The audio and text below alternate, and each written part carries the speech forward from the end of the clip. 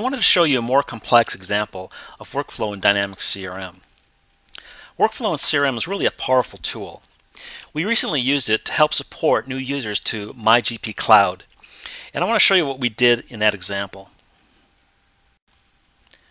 When a new user signs up for MyGP Cloud, we automatically create a new account record in our CRM system and also a contact record for each user on the new system.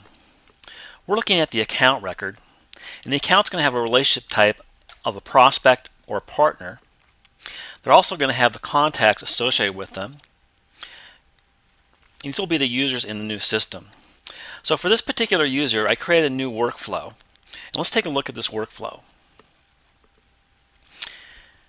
This is a workflow that's going to be sent out to the new users, and it has a lot of content associated with that process. This is a 30-day workflow, so it runs for a long time. So let's open it up. So there's a couple things that I did here. First of all, I'm going to wait 15 minutes before this workflow starts, because normally the accounts will come in and the contacts will come in automatically from our MyGP Cloud system. But if one has to be entered manually, I want to make sure that all the information is correct before I start the workflow.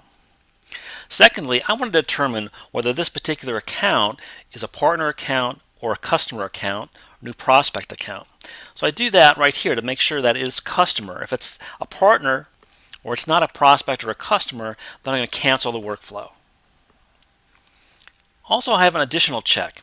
If new users are added to MyGP Cloud after a certain period of time, in this case 5 days, I don't want to start this workflow. And now I get into the guts of the workflow. What we're going to do is, over a period of 30 days, we're going to send a number of messages out to the new users, giving them instructions on how to use MyGP Cloud. So the first message goes out after the first day. You can see here that I'm waiting for 1 day after the initial contact's created. Then I want to also check to make sure that the contact hasn't indicated they don't want to receive this. So this is a new field that I added in the contact record. It's similar to the allow bulk email or don't allow bulk email. So here I'm checking that to make sure that the customer still wants to get these email messages. If they don't, then the workflow is canceled and that's the end of it.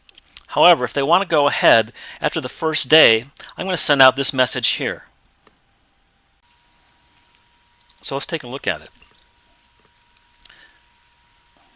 This is the email message that we send out.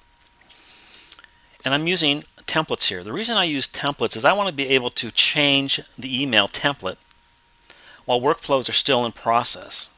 If this was just a straight email message, I'd have to stop the workflow so that I could edit it.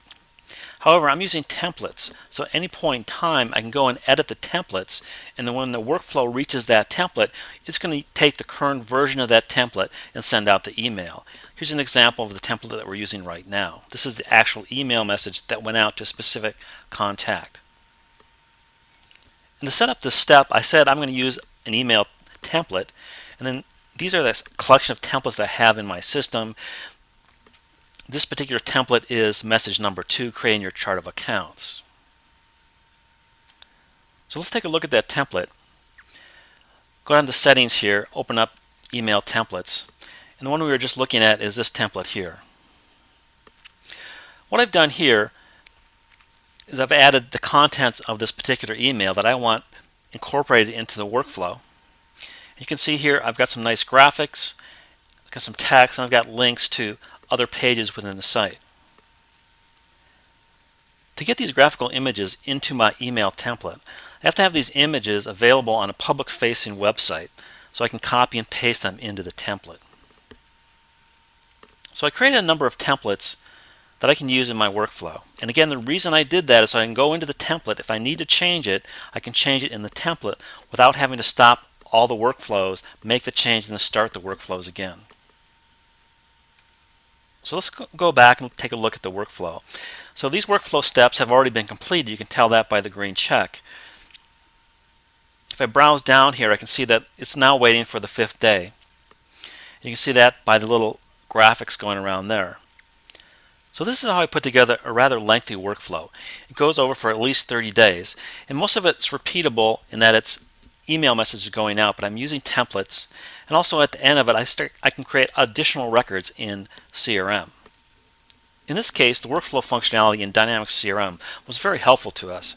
It helps us create a broader relationship more quickly with our new users. It's something that you could probably use in your business. You should take some time to look at it and use workflow. It's relatively easy, but it's very powerful. So please take a look at it.